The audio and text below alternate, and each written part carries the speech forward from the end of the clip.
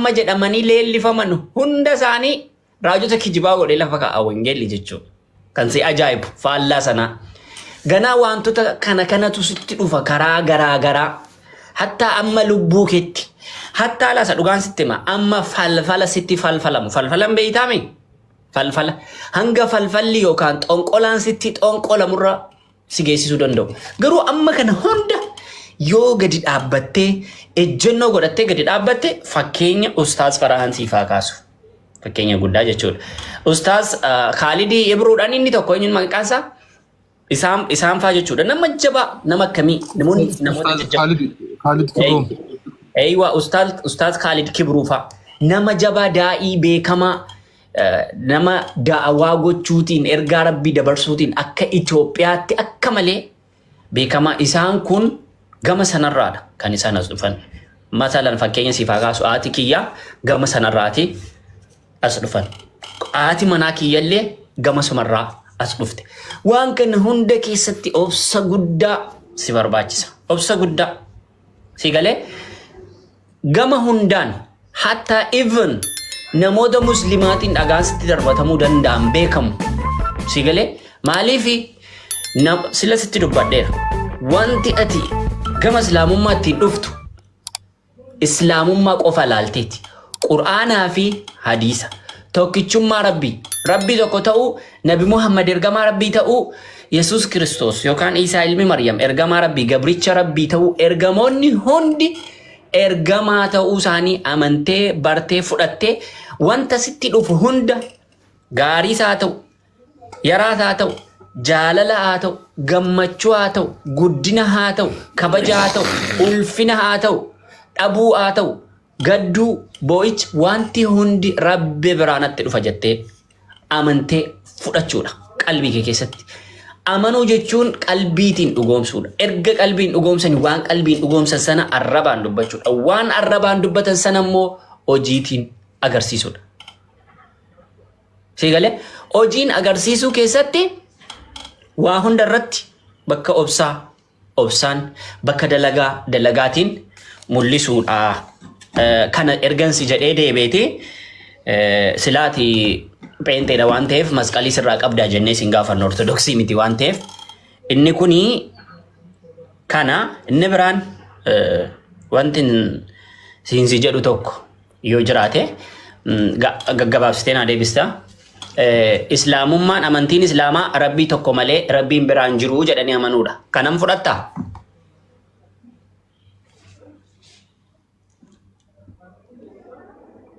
Maayikii banadhu.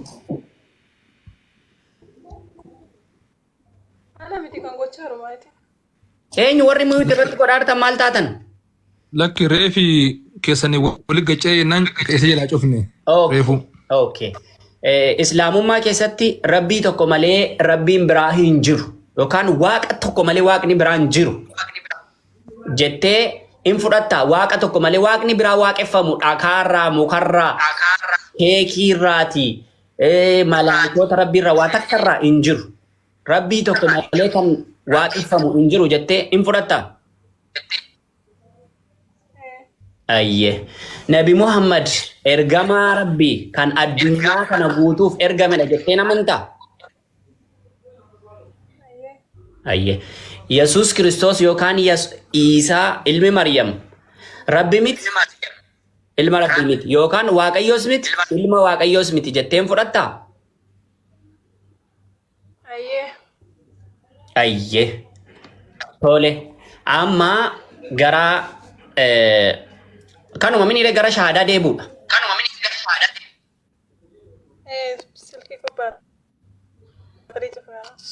Aish baatiriis jalaa cufaayira baatiriitti godhadhu haadha koo. Hayyee quba kee harka kee mirgaa kana quba kee ol kaasi. Quba kee akkasitti ol qabi. Na argaa jirtaa?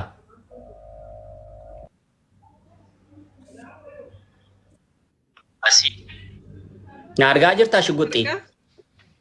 Harka quba kee harka kee mirgaa kan akkasitti ol qabi.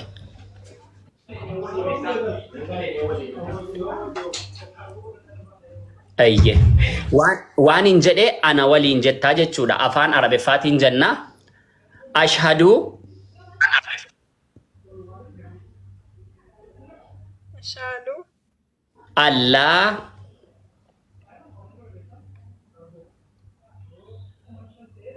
أن لا ilaha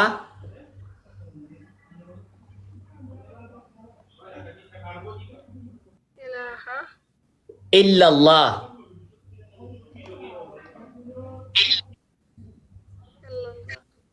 wa ashhadu وأشهد anna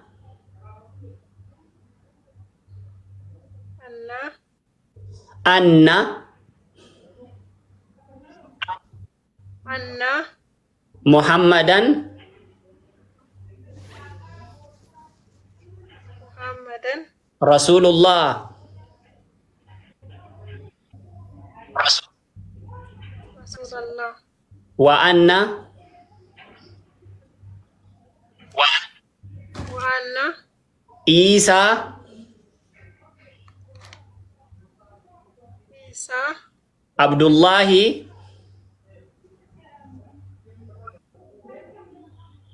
عبد الله wa rasuluhu.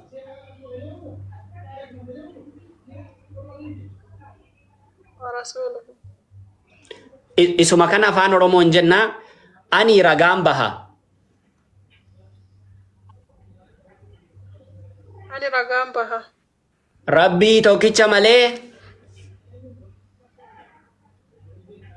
ربي توكيتش مالي waaqa tokkicha malee واقع توكيتش مالي waaqni waaqeffamu واقني واقف فمو hin jiru. انظر Kan waaqeffamu أو واقف فمو yookaan kan gabbaramu كبرم rabbii tokko qofa.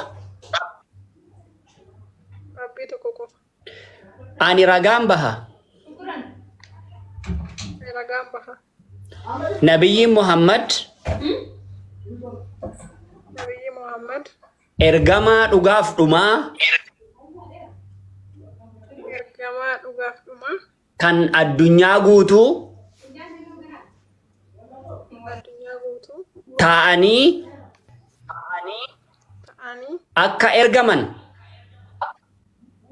كإرجمان ragaan baha. رقم بها Akkasumas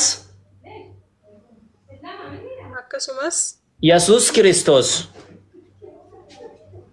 يسوع كريستوس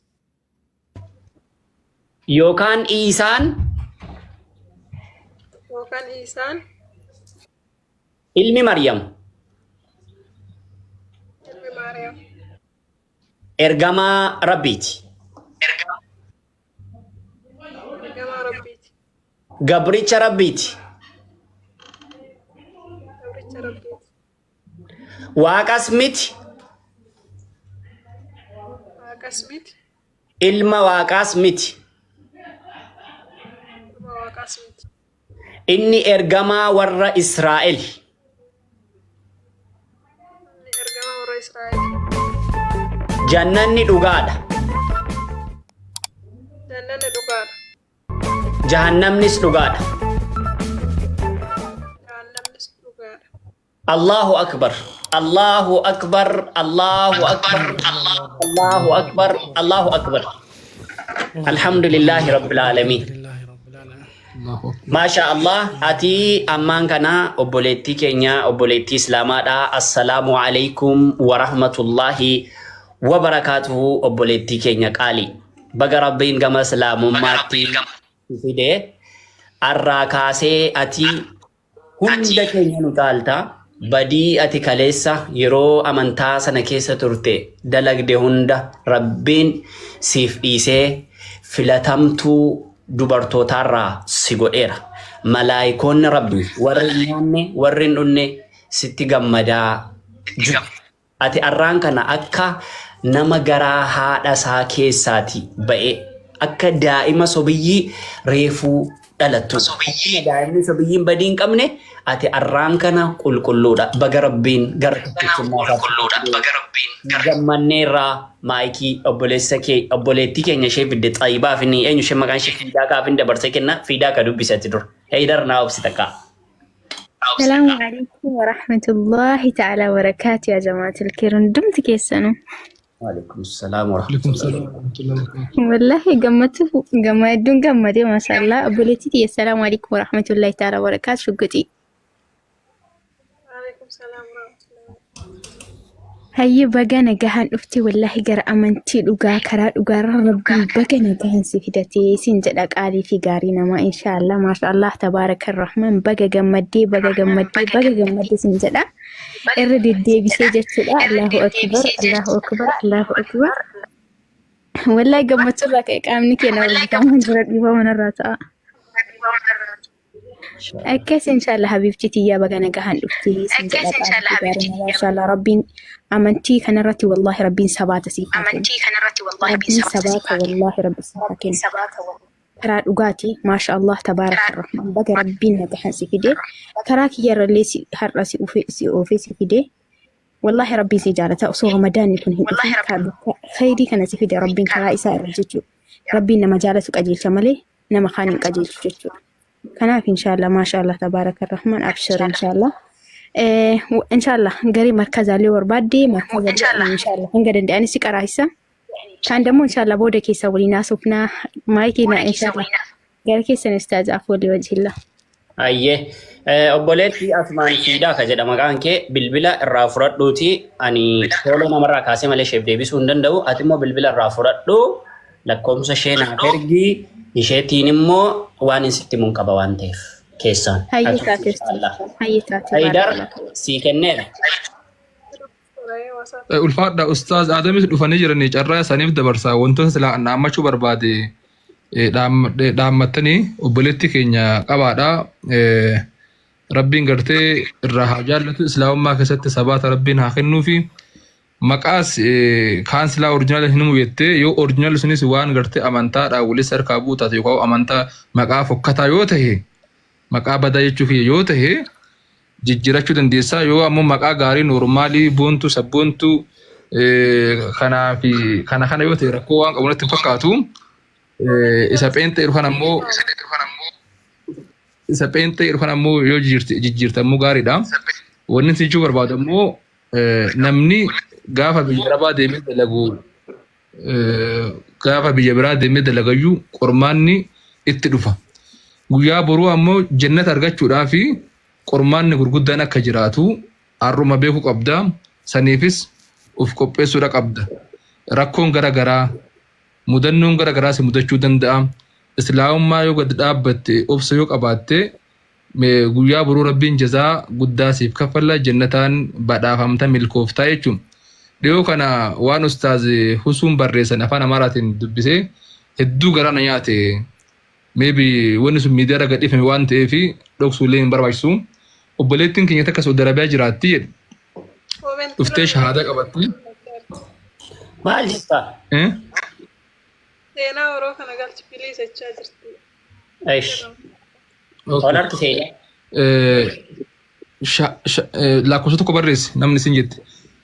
Shahaadaa qabattee gara maatii bilbilaanii maatiin rakkoon qabu atummaan lubbuun jiraadhu malee homaa sintuqnu mirga kan keeti kootu galli jedhanii kara biyyaatti akkasiin galtu godhanii ergasiin biyya galtee booda amantaa jijjiiradhu jedhaniitiin dirqiidhaan dhiibbaa guddaatti goonaan isiin dinnaan manatti qollofanii guyyaa 10 nyaata malee erga jiraatte booda sababa beelaatiin mucayyoon sun shahiida taatee duute jechuudha. Islaamummaa asirratti gad dhaabbattee abadan hin sossohu beelinis dheebuunis tumaanis jettee diddee amantaa isee irra gad dhaabbattee maaliif har'a du'uu dhabuu dandeenya bur hundi keenya akka duun hin beekna namni sadarkaa kanatti islaamummaadhaaf gatii kafala kaleessas kafalaa turan har'as warroonni kafalaa jiran obboleewwan akka keessan biyyaa